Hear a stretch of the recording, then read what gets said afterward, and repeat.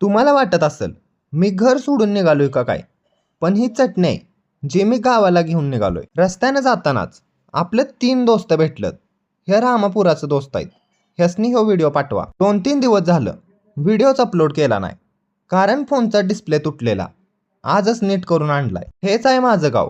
तुम्हाला वाटत असेल मी हिरोशिमा नागासाकीत राहतो का काय, पण घरकुलामुळं सगळीकडे बांधकामं सुरू आहेत. घरात पोचताच बघितलं आजी आजोबा एका जागेवर शांत बसलेलं.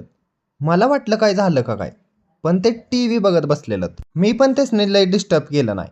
तिथं गेलो, चटणी ठेवली आणि माघारी फिरलो. तामकण्यापाशी पोचताच एका काकांनी हात केला.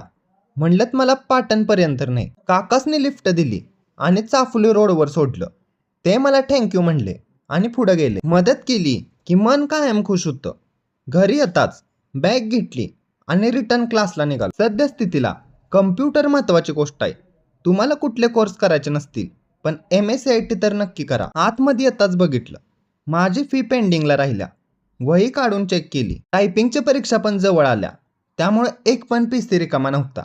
पूर्णपणे गर्दी होती. अशा तऱ्हेनं बेरोजगार जीवनाचा अजून एक दिवस पार पडला.